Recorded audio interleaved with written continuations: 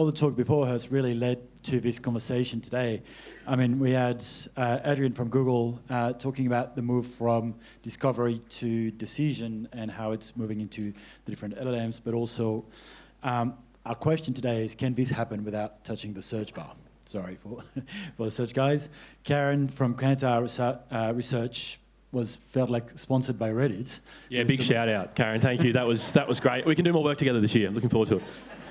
But talking about how TripAdvisor and Reddit were the top three cited by LLMs. We've got Chloe from Suncorp adapting the channel mix to where users are searching. And really today, the conversation is, can this happen within the search environments or communities who do not care about your marketing fluff, carefully crafted message. So I have Louise from LinkedIn, we've got Tom from Reddit, and we've got Matt from Carsales. And one of the first questions I had for them is, why is AI pulling data and answers from your sites? Matt, you want to go first? Yeah, sure. So I think we think about this in terms of some of the topics that have been touched on already, and really anchoring towards the information which we see being available in AI answers, being trusted, comprehensive, and machine readable. And the way that we've strategized and thought about this at Carsales is really to dig into what are the drivers for us to support that space. So 3 key pillars are really around having a trusted marketplace with industry reputable information behind it. So things like detailed specifications on vehicles, real-time listing information, price and availability, etc.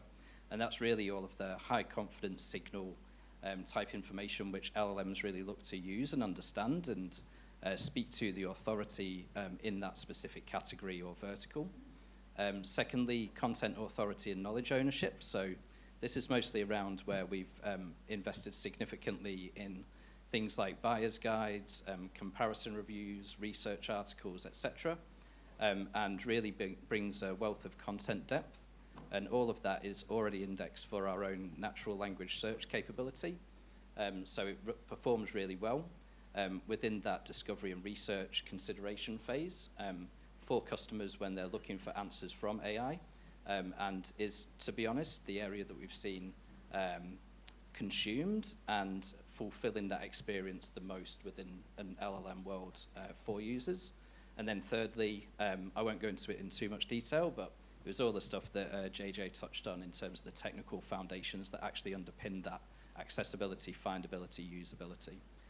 So that's a brief overview of how we address it. Yeah, I think we see a nice comparison here with the explicit information that may be getting surfaced from a car sales as far as price, product and features, and the implicit information that's valued so heavily from Reddit. I feel it's important to acknowledge that this is such a rapidly moving space, and things that we say today very well may not be correct tomorrow.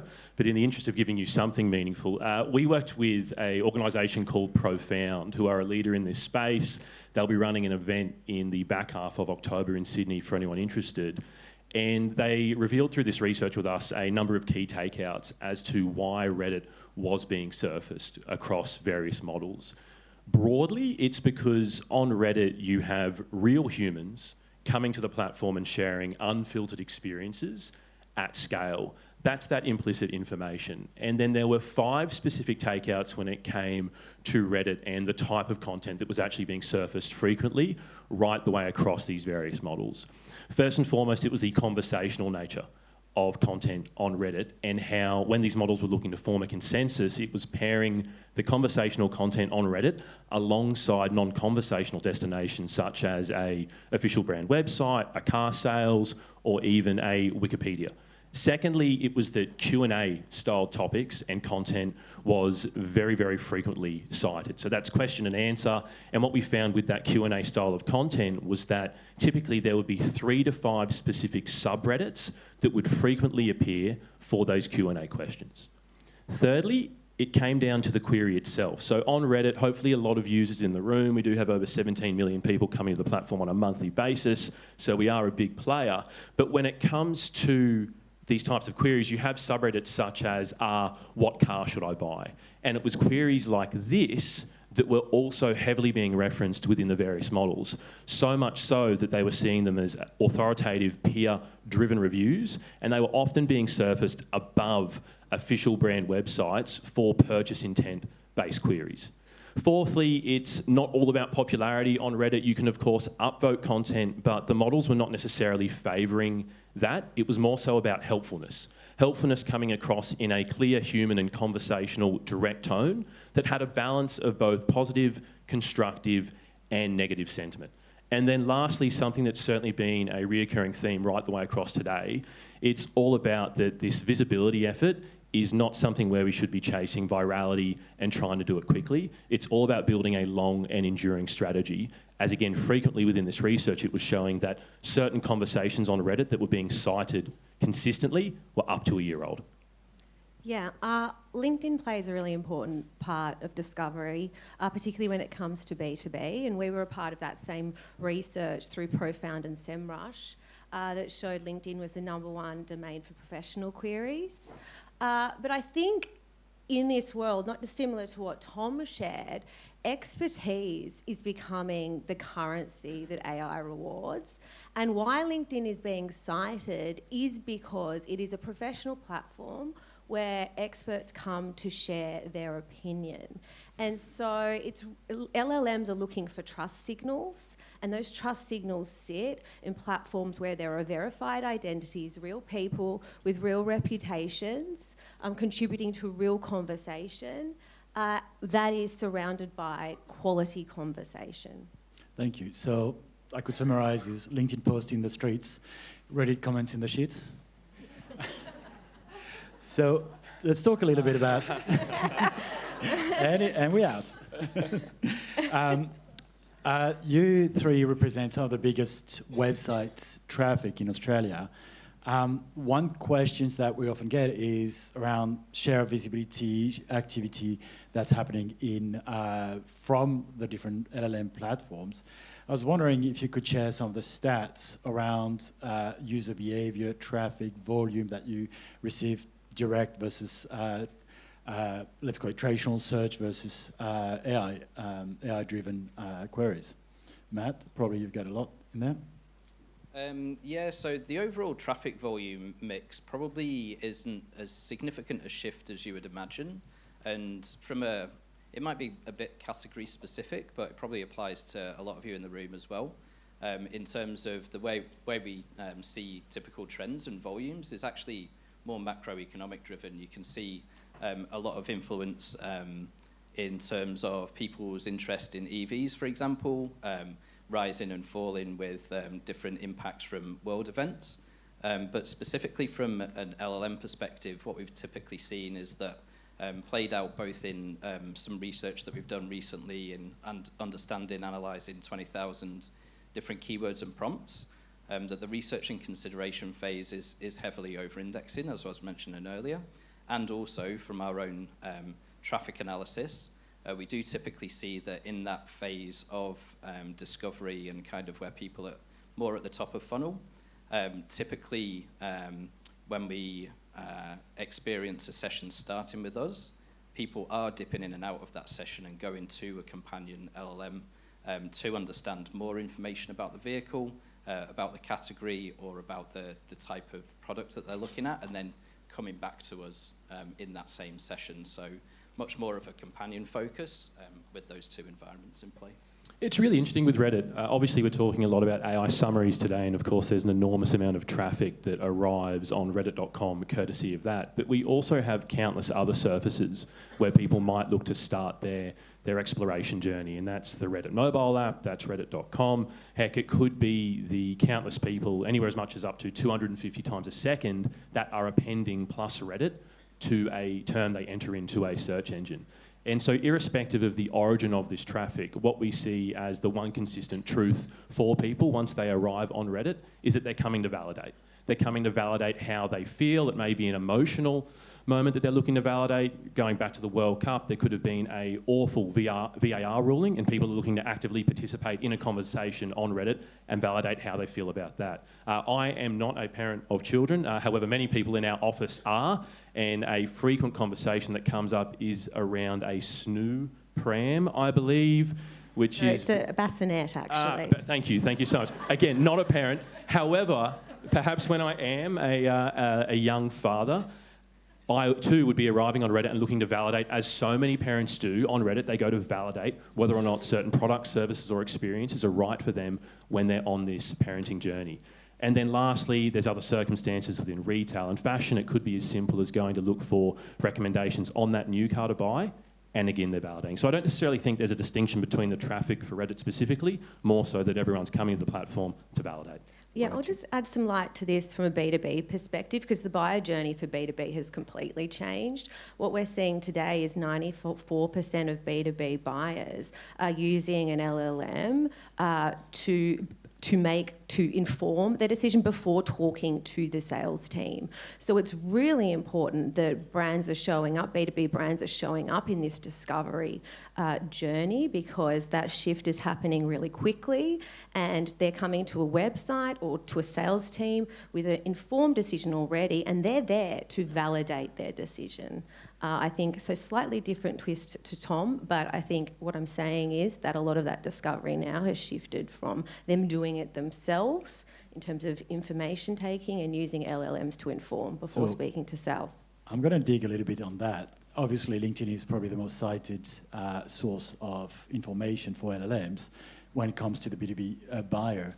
What would you recommend brands do to optimize their visibility on LinkedIn and their activity? Yeah, so there's a few things. I think firstly, stop thinking about LinkedIn as a distributions channel and start of your campaign, and start thinking about how you can, as we heard in the previous channel, build your brand on LinkedIn. And there's 4 ways that I think you can do that. The first is investing in people, not pages. So what we're seeing from all LinkedIn citations is that 75% of those are coming from individuals rather than LinkedIn company pages. So if you're not investing in your thought leaders, in your customers, in your employees who are speaking about your brand, you're missing a big opportunity there. The second is structuring content for AI. Now, this is an important one, because what I'm not saying is have AI create your content. I'm saying keep your expertise, keep the credibility, but structure in a way that makes it easy for LLMs to pull. And what we're seeing on LinkedIn is that's things like articles, long-form content, headers, bullet points, how-to guides.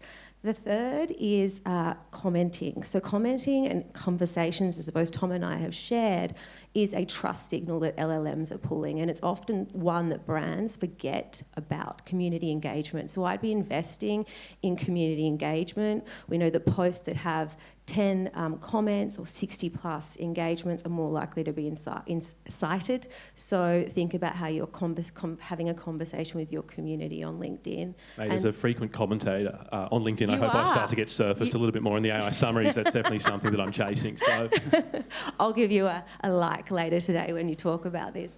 And then the fourth is amplifying content. What we're seeing on LinkedIn is that posts that are boosted, so whether that's through thought leadership ads or posts of pages, 41% more likely to be cited than organic. Interesting. And have you seen, just drilling down, Louise, on that, have you seen any brands here in Australia doing well in terms of getting their thought leadership, their activations from not just a distribution channel for campaigns? Yeah, certainly we have. And the great thing about this is they're not behemoth brands that have huge budgets. An example that I'd like to share is Smokeball. They're a legal software company. And so what they do is they have software that makes lawyers more productive, and they're based in Sydney, but they are scaled globally. And what they do a great job of is not selling, but teaching and being an expert. And so they advocate through customer testimonials on LinkedIn. They have their customers talking about their brand in video, and they promote that and problems that Smokeball solve, and then most recently they have their CEO doing a 10-week video series on problems that they solve for their customers. So it's a great way of moving beyond like ads that show, push and promote, to really telling this brand story about the value that they provide their ICP. Thank you. And just on that, I'll go back to everyone else. One of the things that you just mentioned, Tom, was about that authenticity in the environment. Obviously, Matt as well. We've got sellers, individual sellers, or car dealers selling their product. One of the questions that we hear a lot is, okay, now everyone is starting to do AI slot publishing content that is AI generated or pushing their carefully crafted message back inside the community. How does your platform fight against that slop or that sort of loss of authenticity, so to say? Do you want to jump in here? Because I think LinkedIn the AI slot one I've been talking about for quite some time. And as a LinkedIn employee, but also someone who loves the platform, I don't like the slop as much as the next person. And I think what we're trying to do as a platform is protect what the platform is set up to do, which is to promote credible, quality conversations from real people, real professionals, to help people be more successful in their jobs and at work. And so there are some things that our editorial and platform team are doing where they are reducing the distribution of content that appears to be AI created or lacks perspective and expertise. We are really using measures to detect and limit the number of automated comments. And finally, as users, you are given the option to switch on content or results that only come from verified professionals, and there are 100 million of those on LinkedIn today. 100 million professionals verified. on LinkedIn. One of them. So when it comes to Reddit, authenticity, of course, is key, and understandably, a lot of people are having conversations around how perhaps we can begin to change our copy to try and optimise for AI. I think I'd like to give a relevant example so to illustrate just why this is not necessarily a great idea on Reddit. So who in the room has ever gone to reddit.com, irrespective of, great. Has anyone bought a beauty product in the last week? Yeah, I have. Yeah, okay, great. Okay, so I don't believe you, but one of the largest subreddits for beauty specifically is r/ozskincare. You have hundreds of thousands of people turning to this specific subreddit every single week to obtain recommendations, discuss their beauty journey, and simply learn a whole lot more. And understandably, brands want to participate in that conversation. However, there's been circumstances where brands have looked to inauthentically appear within conversation within r/ozskincare in ways that are more post-optimised or spammy in a sense. And what's that resulted in is the moderator directly calling out brands and actually stating, if you're going to participate in this community, do it via paid and appear with an authentic paid voice.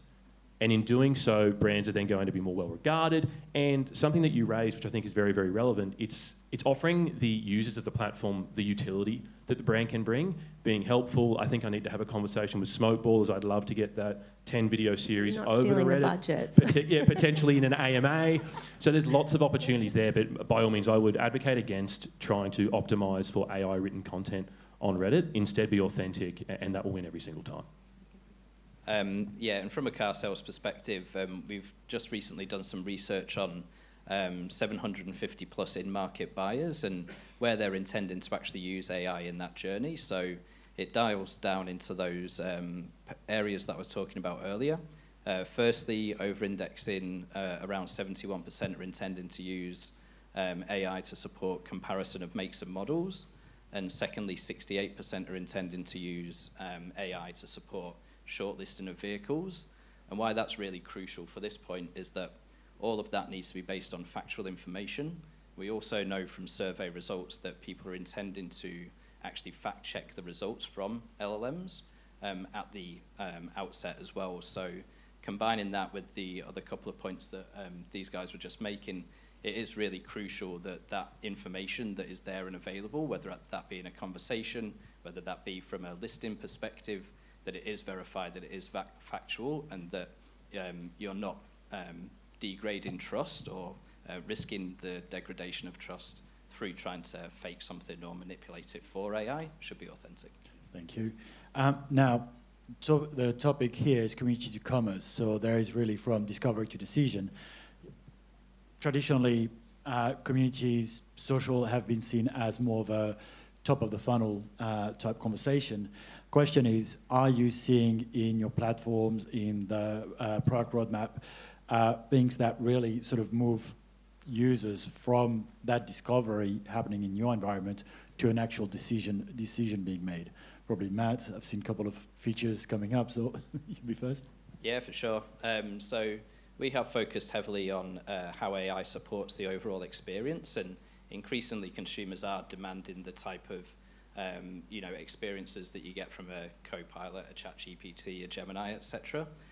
So one of the good features that we've got at the moment, if you have Carsales app, hope most of you do, you can open it up and actually just speak into the app as a voice search.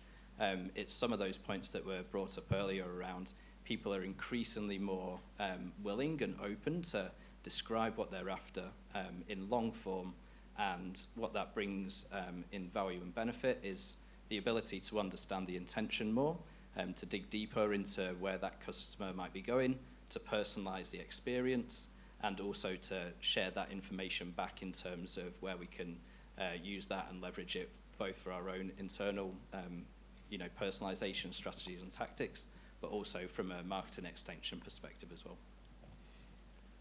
Matt said something before, and I think it's perhaps something that hasn't been touched on enough today, and that's the trust component when it comes to AI summaries. Again, the team at the IAB released a great report, and I believe the number was that 78% of shoppers are still actually clicking through the site to validate what they're seeing in AI summaries. And that's taking place right the way across the shopping journey. So I wouldn't necessarily say that the trust component's only important upper funnel. I think it's upper, mid, and lower. And how we're seeing that play out on Reddit in terms of community commerce, well, we believe that that gap is shrinking and shrinking very, very fast. On Reddit, there are, of course, countless people going to the platform to conduct research for shopping when they're going to go about buying a new product. And so much so that in the last year, we've seen that high intent shopping queries have increased 40% year on year. So what we're focused on doing right now is providing brands with new solutions so that they can meet these users at the right moment with the right product and surface it correctly every single time. I think from a LinkedIn perspective, as I mentioned, LLMs are favouring people and expertise, and so we're investing in ad formats like thought leadership ads that allow brands to have their either employees, customers, or executives speak on their behalf to improve their likelihood of discoverability. Thank you. So we are quickly arriving at a question. So in staying on the feature roadmap and development, are you able to share potentially something that's coming up in your roadmap in that evolving environment, something that hasn't been released yet that you can discuss, work in progress? Yeah, I'll go. No worries. This one wasn't in the brief. Yeah, I'm not. Don't stress. Where is this headed? For those in the room that were lucky to have gone to Cannes earlier in the year, you may have heard this already. I wasn't, so I'm happy to give some colour on it. But Reddit is increasingly focused on retail, and that is going to be a huge play for us moving over the rest of the year and into 2027 and beyond. Specifically, when it comes to the new product, what we're looking to do is very much enable more and more brands to be discovered on Reddit and become part of the conversation. And so that's largely going to be through a whole series of new dynamic product ads that we'll look to roll out. And to try and illustrate this for you, you may be on Reddit exploring a different pair of headphones that you could look to buy. Inevitably, you're going to end up in a conversation. You may be the author of that conversation, or you could arrive in one that already exists. And in that moment, we will work with brands to be able to surface relevant products as part of that conversation. So that's a huge focus for us moving into the back half of the year. Where do I buy that? Mate, please. Well, to get started, so all you need to do for everyone in the room, if you are a retailer, what I would strongly advocate, it's a quick win by all means, ingest your catalogue first and foremost. There's no cost to do so, and by doing that, you will immediately begin to yield insights from the platform, and then you will be in the best position to launch once this new product functionality is available. Yeah, no worries. No, I do think that whilst there's some development that we're doing internally on product features, as I mentioned earlier, probably can't share too much detail on that, but do definitely see the value and benefit in being able to expose, from, if you think about an automotive perspective, from an OEM and dealer standpoint, you can have a list of stock items, vehicles, and having that product availability and information both in a marketplace and also available externally to reference consistently with the right comprehensive information at the time when a consumer's looking to understand what that car dynamic looks like, where does it really differentiate itself on the competitive factors as was touched on earlier. It's really about being able to differentiate your product versus the others in market and describe that on a product and brand variant level in our world. The same tactics and methods I do envisage will apply to a marketplace perspective as it would to a community perspective as well. Thank you. So, final tip: if a brand in this room comes back to the desk this afternoon, what could they do today to start making a difference to appear more in your environment? I'll keep it short and sweet. I think that AI discoverability for a marketer is just as important as brand and performance, and it's the third pillar of marketing. So I would be investing in thought leadership, in customer and community advocacy, community engagement, and editorial content. And when it comes to Reddit, before you dive straight on in, what I would recommend doing is firstly go to reddit.com, listen to the communities, learn from what they're saying, and then find a way to launch into that specific community in a way that is going to add value and bring them utility. And finally, from a Carsales or a brand perspective, definitely would advocate for figuring out where does your product differentiate, as I was just mentioning.